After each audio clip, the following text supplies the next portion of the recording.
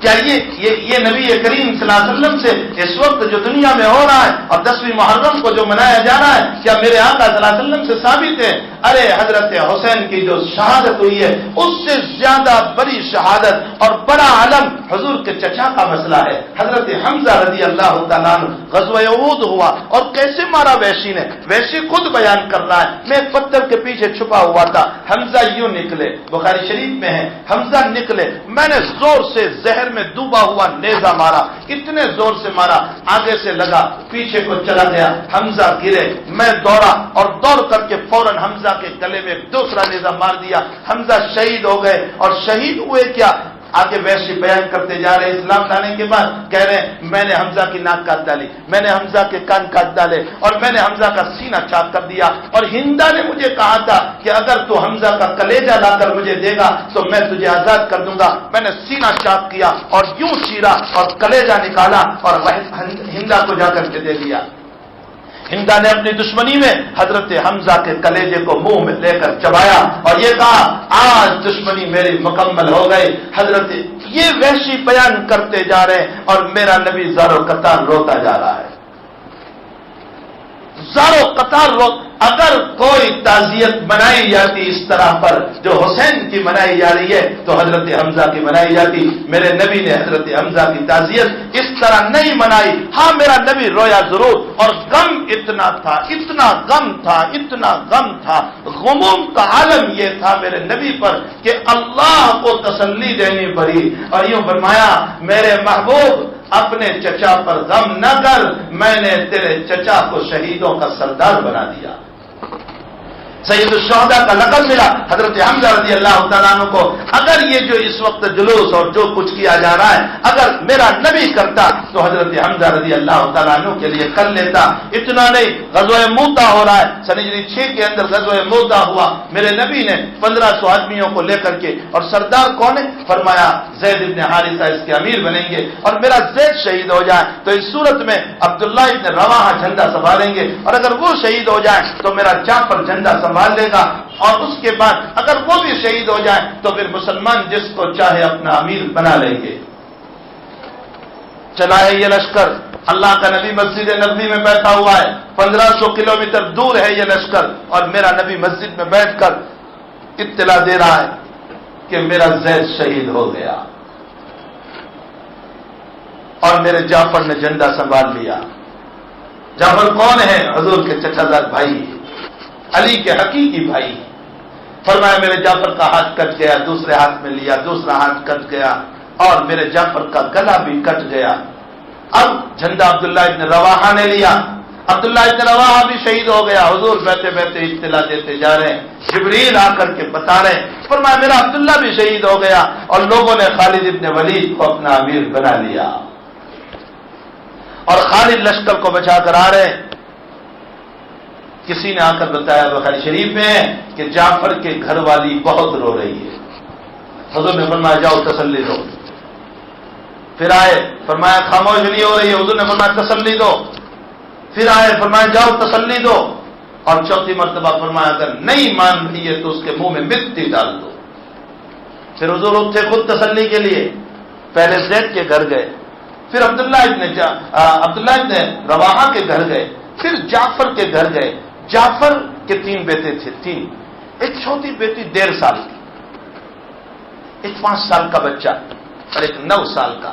حضرت نے ایک کو ادھر لیا، ایک کو ادھر لیا، اور 1.5 سال کی بچی کو یوں سینے میں اٹھایا، اور نبی سے بولا نہیں جا رہا ہے، اور بیوی بھی رو رہی ہے اور بچے بھی رو رہے ہیں، اور اللہ کا نبی اپنے آپ پر کنٹرول کرتے ہوئے بہت دیر تک روتا رہا، اور اس کے بعد بیوی کو پردے کے پیچھے یوں کہا بہن رو مت، تیرے جعفر کو اللہ نے وہ مقام عطا کیا جو فرشتوں کو جنت میں اللہ مقام دیتا ہے، اور ان اولادوں کو کہا تم رو مت، آج سے محمد تمہارا باپ ہوگا۔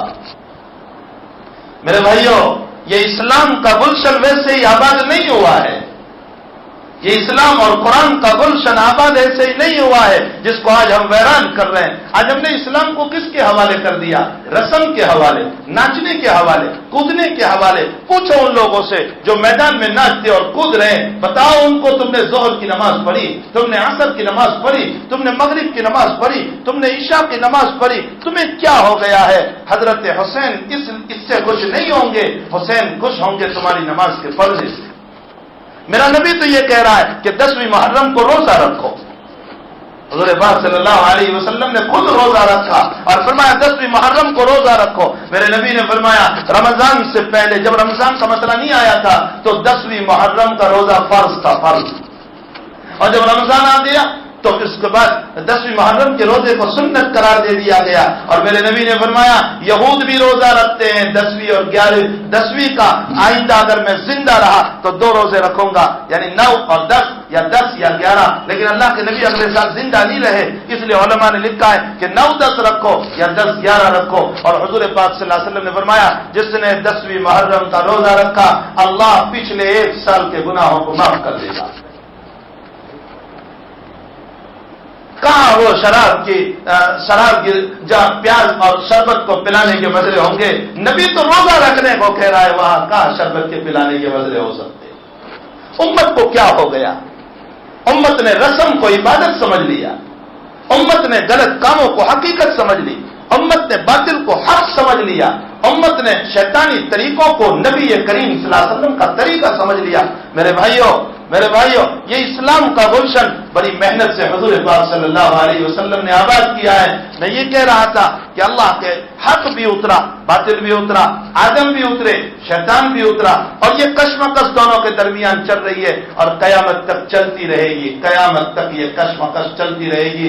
اس زمین میں اللہ کا نیک بندہ بھی رہے گا، اللہ کا باغی بندہ بھی رہے گا، زناکار بھی رہے گا، پاک دامن بھی رہے گا، حلال کا کھانے والا بھی رہے گا، حرام کا کھانے والا بھی رہے گا، اپنوں کو بنانے والا بھی رہے گا، اپنوں سے دشمنی کرنے والا بھی رہے گا، عزتوں کو لوٹنے والا بھی رہے گا اور عزتوں کو آباد کرنے والا بھی رہے گا، راتوں میں اٹھ کر کے ناچنے اور کودنے والا بھی رہے گا اور راتوں میں اٹھ کر مسلح پر آنسو بہانے والا بھی رہے گا۔ یہ دنیا تو ملی جلی دنیا ہے، اس دنیا میں حق بھی چلے گا، باطل بھی چلے گا۔ اگر اس دنیا میں عذاب اتر سکتا تھا تو اس صورت میں حضرت حسین کے ماننے والوں پر عذاب اتر سکتا تھا، لیکن دنیا میں اللہ عذاب نہیں بھیجتا، دنیا میں اللہ کا عذاب نہیں، جو کچھ عذاب کے فیصلے وہ مرنے کے بعد ہے، وہ قیامت کے دن ہے۔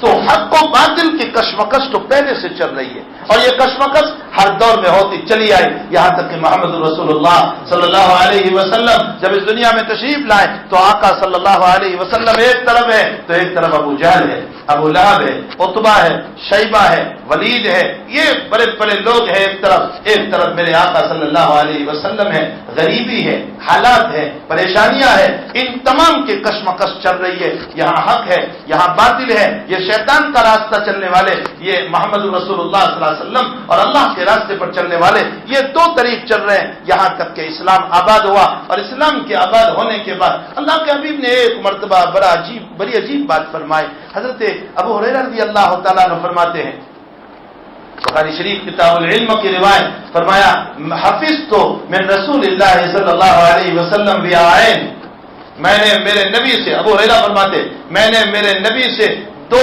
تھیلے بھر کر روایت لی، 2 تھیلے بھر کر۔ ابو ہریرہ کا علم کتنا تھا؟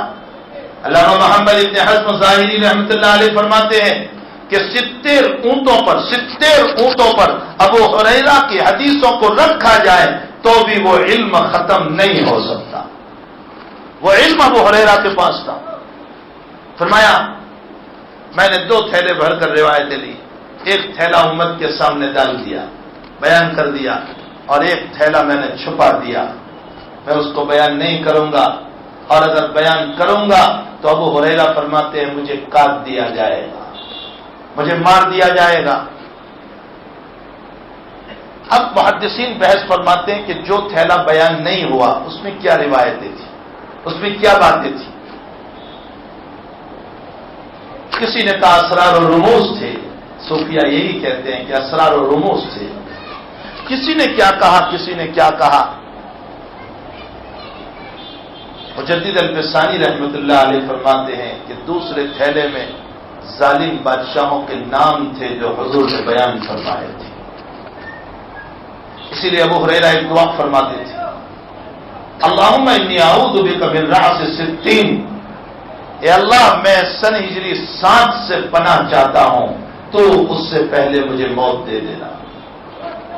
سن ہجری 7 میں حضرت معاویہ رضی اللہ تعالیٰ عنہ بیمار ہوئے، اور حضرت معاویہ رضی اللہ تعالیٰ عنہ کو کچھ لوگوں نے مشورہ دیا کہ تم اپنی حیاتی میں یزید کی بیعت لے لو.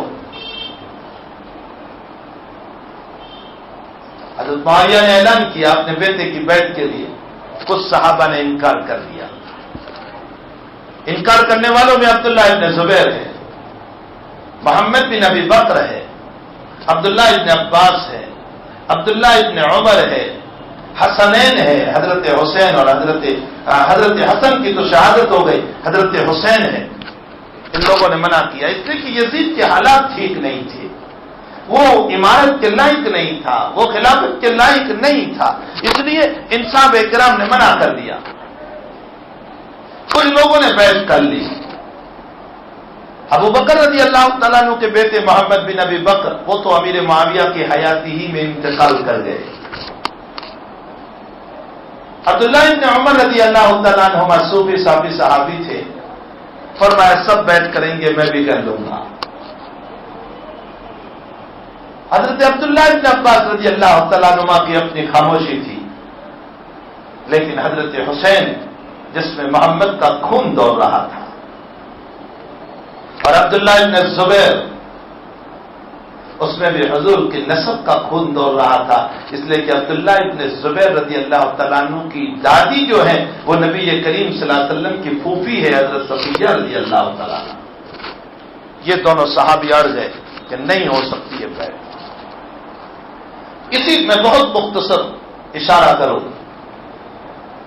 اسی درمیان حسن رضی اللہ تعالیٰ عنہ کی شہادت کے بعد کوفہ والوں نے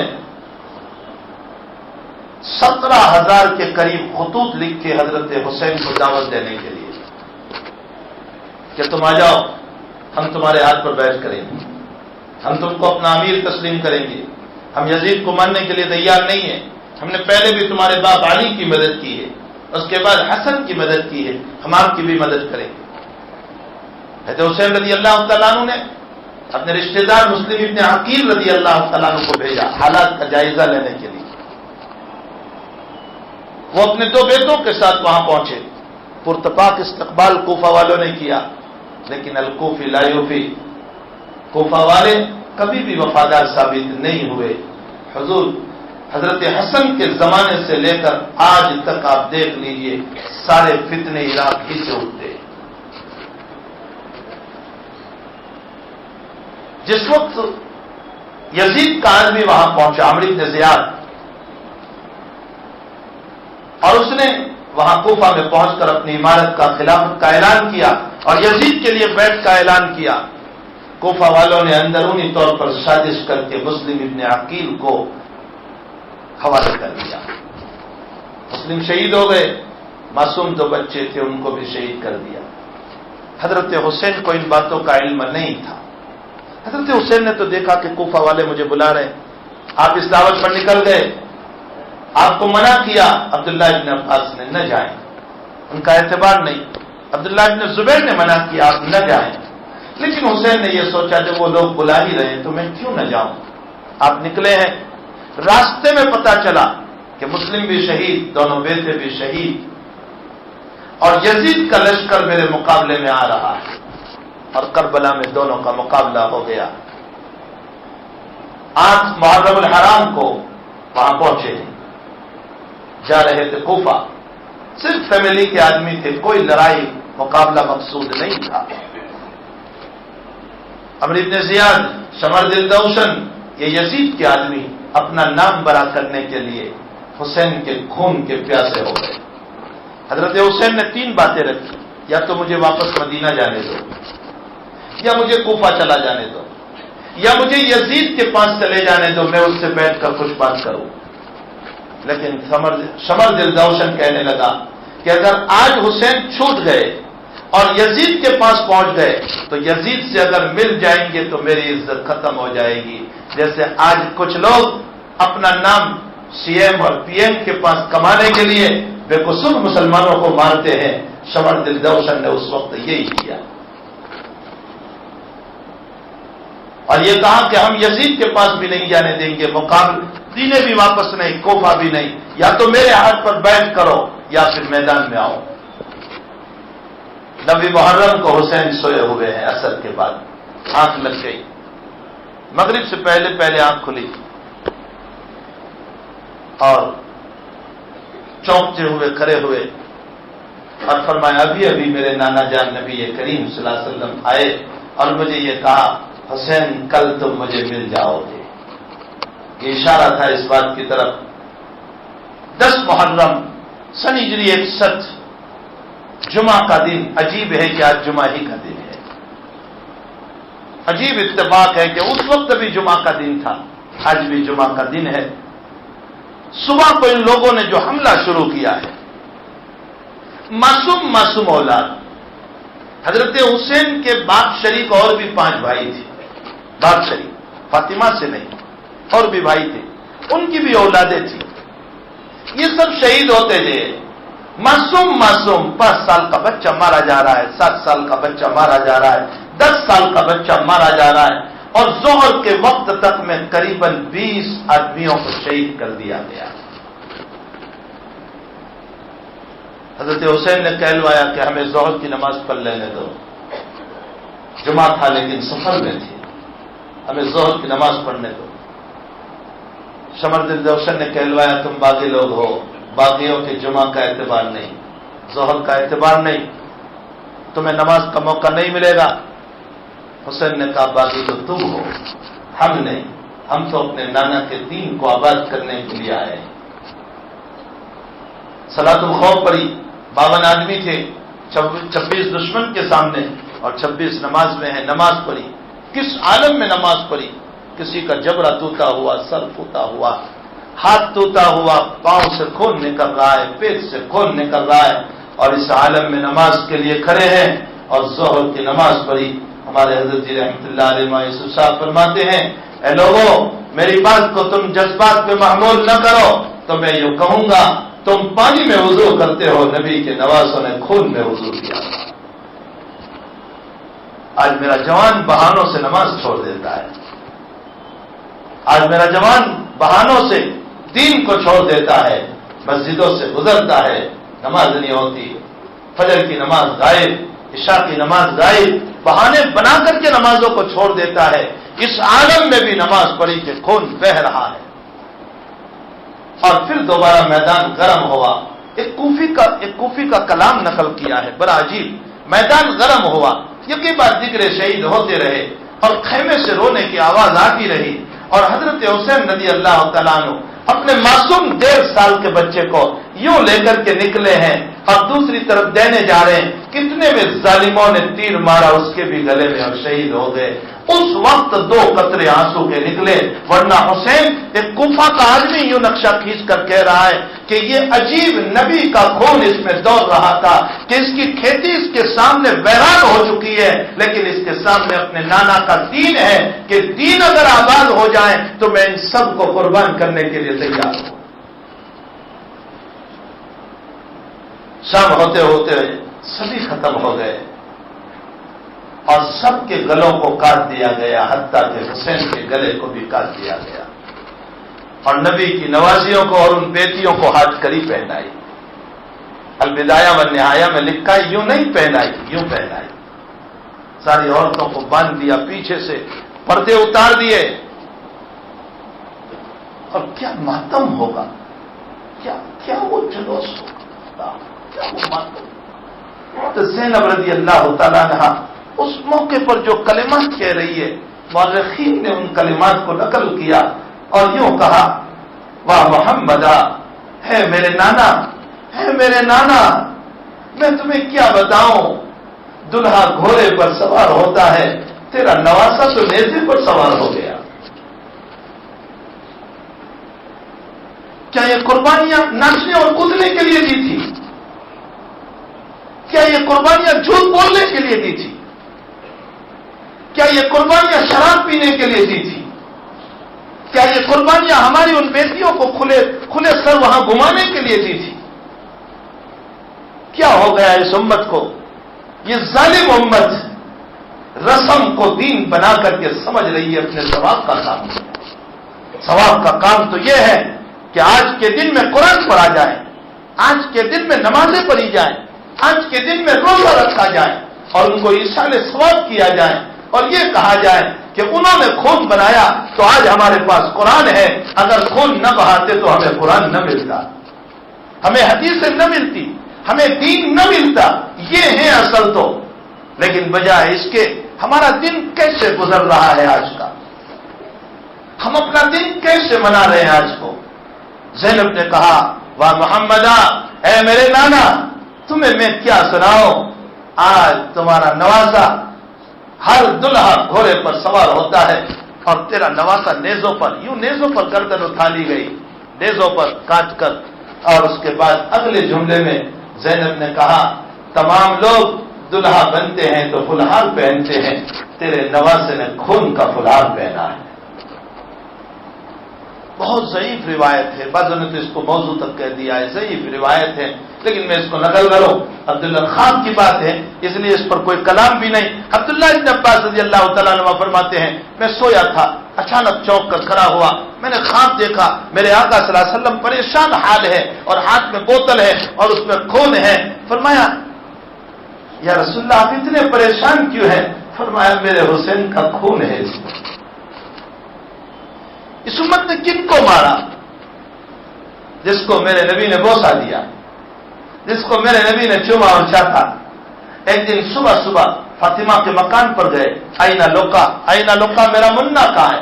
دوڑتے ہوئے بچے آئے، گلے میں لپٹ گئے۔ بخاری شریف کی روایت ہے، نماز پڑھ کے نکلے، حسن کو ادھر بٹھایا، اللہ کے نبی نے حسین کو ادھر بٹھایا۔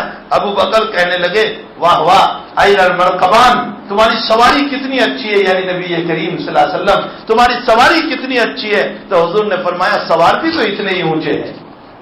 کیا کہہ رہے ہیں حضور؟ سوار بھی تو اتنے ہی اونچے ہیں، یعنی ان کا بھی تو کوئی مقام کم ہے۔ اور میرے آقا نے فرمایا ابھی جبریل آئے اور مجھے یوں بتایا کہ اللہ نے تمہاری بیٹی کو جنت کی عورتوں کی سردار بنا دی اور تمہارے حسن اور حسین کو جنت کے جوانوں کا سردار بنا دیا۔ میں ان جوانوں سے پوچھنا چاہتا ہوں کہ قیامت کے دن میرے نبی کے یہ نواسے ہمارے سردار بنیں گے اور ان جوانوں سے پوچھیں گے کہ بتاؤ جو خون ہم نے میرے نبی کے دین کے لیے بہایا تھا کیا تم اس کے اوپر ناچ اور کود کر آئے ہو؟ اور ہمارا گریبان اگر پکڑ لیا حضرت حسین نے، ہم اپنے آقا صلی اللہ علیہ وسلم کو کیا جواب دیں گے؟ کیا جواب دیں گے؟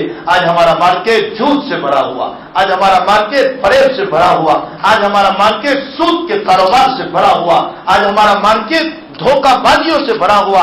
یاد رکھو ناپ تول میں کمی کرنے والا بھی ظالم اور جو ہے ڈنڈی مارنے والا بھی ظالم اور کپڑے کو میٹر کہہ کر گز سے ناپ کر دینے والا بھی ظالم اور سود کے کاروبار کرنے والا بھی ظالم اور آنکھ کی کنکھیوں سے مذاق اڑانے والا بھی ظالم اور مسجدوں کو پامال کرنے والا بھی ظالم اور جھوٹ بول کر کمانے والا بھی ظالم اور میراث کھانے والا بھی ظالم۔ یہ سارے گناہ ظلم کے ہیں، ظلم کے ہیں، ظلم کے ہیں۔ آج بے نمازیوں کا عالم یہ ہو چکا ہے کہ مسجد کی سیڑھیوں پر بیٹھ کر بھیک مانگتے ہیں لیکن ان کو نماز کی توفیق نہیں ہوتی، نماز پڑھنے تک کی ان کو توفیق نہیں ہوتی۔ حضرت حسین کا خون اس لیے نہیں تھا، اتنا سستا وہ خون نہیں تھا، وہ خون اس لیے بہا کر گیا ہے تاکہ دین آباد ہو جائے، اس امت کا دین آباد ہو جائے۔ جب نیزے پر حضرت حسین کو رکھ دیا گیا، ہمارے حضرت جی ماجد صاحب رحمۃ اللہ علیہ ایک عجیب جملہ ارشاد فرماتے ہیں، فرمایا جب نیزے پر چڑھایا گیا تو شاید حسین کا سر یوں کہہ رہا ہوگا اے اللہ اگر تیری اجازت مل جائے تو میں عصر کی نماز پڑھ کے بھی تیرے پاس آؤں گا۔ کتے ہوئے سر سے بھی وہ یہ کہہ رہے ہوں۔ میرے بھائیوں آج ہلاکو خاں کو کوئی نہیں جانتا، آج چنگیز خاں کو کوئی نہیں جانتا ان کی قبریں کہاں ہوگی، آج ماننے والوں کو کوئی نہیں جانتا ان کی قبریں کہاں بنے ہوگی، لیکن جو دین کے لیے مرے ہیں وہ مر کر بھی زندہ ہے، جو دین کے لیے مرے ہیں وہ مر کر بھی زندہ ہے۔ آج حسین کے ماننے والوں کا اتا پتہ کچھ نہیں، ترمذی شریف جلد ثانی میں روایت ہے کہ زیاد جب مارا گیا تو ظالم دشمن حسین کی شہادت میں شریک آگے اور اس کے ساتھ اس کے اور بھی ساتھی تھے. جب یہ مارے گئے ظلم ہی میں یہ بھی مارے گئے تھے. ترمذی شریف میں روایت ہے ایک صحابی رضی اللہ تعالیٰ عنہ فرماتے ہیں میں نے دیکھا کہ ایک سانپ آیا سب کے ناک سے گھس رہا ہے اور آخر میں زیاد کے ناک میں جا رہا ہے اور وہاں جا کر غائب ہو جاتا ہے. ایرے غیرے کی کہانی نہیں سنا رہا ہوں, ترمذی کی روایت سنا رہا ہوں جو صحیح ترین کتاب ہے. زیاد کے سر میں جا کر کے غائب ہو جاتا ہے. پھر وہ نکلتا ہے سانپ کہیں سے کسی طرح ناک سے گزرتا ہوا زیاد کے سر میں جا کر کے غائب ہو جاتا ہے. وہ صحابی فرماتے ہیں آخرت کی سزا تو ہوگی حسین کے قاتلوں کو اللہ نے دنیا میں بھی سزا عطا کر دی. میرے بھائیوں, آج کا یہ دن ہمیں یہ سبق دے رہا ہے کہ ہمیں چاہیے ہم اپنی زندگی کو محمد رسول اللہ صلی اللہ علیہ وسلم کے مبارک طریقوں پر لائیں, ہمارے اکابر کی زندگیوں کو پڑھیں, ان خرافات سے اپنے آپ کو بچائیں. یہ خرافات نہ دور صحابہ میں ثابت, نہ دور تابعی میں ثابت, نہ دور طب تابعی میں ثابت.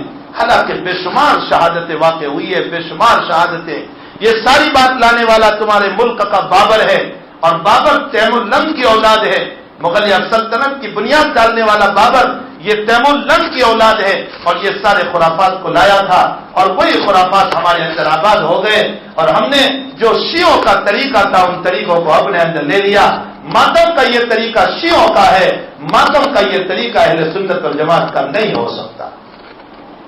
اہل سنت والجماعت تو وہ ہیں جو سنت کے مطابق غم کو منائیں گے اور غم کو منانے کا طریق یہ ہے کہ آج قرآن پڑھا جائے, آج نمازیں پڑھی جائیں اور آج روزہ رکھا جائے اور اپنے اکابر کے لیے دعائیں کی جائیں اور آج قسم کھائی جائے اس بات کی کہ اللہ آئندہ میں اپنی زندگی کو بنانے کی کوشش کروں گا. سب کا سال شروع ہوتا ہے تو خرافات سے شروع ہوتا ہے, تمہارا سال شروع ہوتا ہے تو قربانیوں سے شروع ہوتا ہے. لیکن یاد رکھو یہ جو 10ویں محرم کی فضیلت ہے یہ حسین کی بنیاد پر نہیں ہے, حسین سے پہلے سے یہ تو چلی آئی. حضور پاک صلی اللہ علیہ وسلم کے زمانے میں حضرت حسین کی شہادت کہاں تھی, لیکن اللہ کے حبیب نے 10ویں محرم کو روزہ رکھنے کو فرمایا. معلوم ہوتا ہے اس کی فضیلت یہ بہت پہلے سے چلی آئی ہے. ہم نے یہ سوچ لیا کہ 10ویں محرم کی فضیلت حسین کی بنیاد پر ہے اور اسی لیے ہم نے حسین کے نام پر بہت کچھ شروع کر دیا.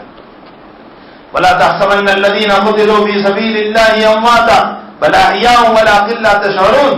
فرمایا جو میرے راستے میں شہید ہو گئے ان کو تم مردہ نہ سمجھو, وہ زندہ ہے تمہیں پتہ نہیں ہے, وہ زندہ ہے تمہیں پتہ نہیں ہے. آگے اللہ تعالیٰ فرماتے ہیں یاد رکھو تم پر بھی حالات آ جائیں. وَلَنَبْلُوَنَّكُمْ بِشَيْءٍ مِّنَ الْخَوْفِ وَالْجُوعِ وَنَقْصٍ مِّنَ الْأَمْوَالِ وَالْأَنفُسِ وَالثَّمَرَاتِ. اگر مال کی کمی, اولاد کا مرنا, حالات کا آ جانا, پریشانیوں کا آ جانا, بیماریوں کا آ جانا, اگر یہ حالات تم پر آ جائے, اگر تم صبر کرو گے تو میں تمہیں کیا عطا کروں گا جو میں نے میرے نبی کو دیا تھا. صلاۃ کا لفظ نبیوں پر بولا جاتا ہے, نبی کے علاوہ کسی پر نہیں بولا جاتا. صلی اللہ نبی پر بولا جاتا ہے, نبی کے علاوہ کسی پر نہیں. لیکن اللہ کہتا ہے تم صبر کرو گے تو میں تم پر بھی بولوں گا. اولئک علیہم صلوات من ربہم ورحمہ, جو میں نے میرے نبی کو دیا صبر کرنے والوں کو بھی وہ مقام عطا کروں گا. میرے بھائیوں, اللہ تعالیٰ ہمیں صحیح دین سمجھنے کی توفیق عطا فرمائے. صحیح دین کو سمجھو, خرافات سے اپنے آپ کو بچاؤ, اپنی زندگیوں کو ٹھیک کرو, نمازوں پر آؤ, حلال کھانے والے بنو, حرام سے اپنے آپ کو بچاؤ, ناجائز راستوں سے اپنے آپ کو بچاؤ, شیطانی تصویروں سے اپنے آپ کو بچاؤ. اور اللہ کی جو تصویر ہے جو اس نے قرآن اور حدیث میں محمد رسول اللہ صلی اللہ علیہ وسلم نے پیش فرمائی ہے, ہر آدمی اپنا سال پورا ہوتا ہے تو حساب کرتا ہے. ہر آدمی اپنا سال پورا ہو رہا ہے, حساب کر رہا ہے. میرے بھائیوں, میرا سال ختم ہوا لیکن میں نے اس سال میں کتنے گناہ کیے, کتنی نعمتیں کھائی, میں نے کوئی حساب نہیں کیا. سب کہتے ہیں مارچ اینڈنگ ہے حساب کرو, سب کہتے ہیں دسمبر اینڈنگ ہے حساب کرو, سب کہتے ہیں یہ جو ہے کانٹک شروع ہو رہا ہے حساب کرو. سارے سال کے شروع میں حساب ہو رہے ہیں, دنیا کے حساب, لیکن اپنی زندگی کا حساب کوئی نہیں کر رہا ہے کہ میں نے کتنے گناہ کیے. یہ آنکھ نعمت تھی, یہ ہاتھ نعمت تھی, یہ پاؤں نعمت تھی, یہ کتنے گناہ میں نے کیے اور کتنی اللہ کی نافرمانیاں کی اور اس کی نعمتوں کو میں کتنا کھاتا رہا. یاد رکھو اپنے گناہوں کو یاد کرو گے اللہ آنسو کی توفیق دے دے گا. اللہ آنسو کی توفیق. اپنی عبادت کو بھی یاد کرو, لیکن عبادت کو یاد کرنے کا طریقہ ہمارے بزرگوں نے کیا بتایا؟ ہمارے بزرگ یوں کہتے ہیں عبادت کو یاد کر کے یوں کرو, اللہ میں نے جو کچھ کیا ہے وہ تیرے دربار کے لائق نہیں ہے, لیکن تیرے علاوہ کوئی رب بھی نہیں ہے, تو قبول کر لے, میرا بیڑا پار ہو جائے گا. عبادت کو ایسے یاد کرو اور گناہوں کو یاد کرو اور اللہ کے سامنے رو. اللہ نے اس امت کو 2 چیزیں عطا فرمائی, ایک نیت اور ایک توبہ. نیت کرو گے جو کام نہیں کیا اس پر ثواب ملے گا, اور توبہ کرو گے جتنے گناہ کیے اللہ ان سب کو معاف کر دے گا. حضرت حسن بصری فرماتے ہیں نیت کے ذریعے سے معدوم موجود ہو جاتا ہے اور توبہ کے ذریعے سے موجود معدوم ہو جاتا ہے, یعنی جو گناہ کیے تھے وہ سب ختم ہو جاتے ہیں. اللہ تعالیٰ ہم تمام کو سچی توبہ کی توفیق عطا فرمائے. وصلی اللہ علی نبینا محمد وآلہ وصحبہ اجمعین برحمتک یا ارحم الراحمین.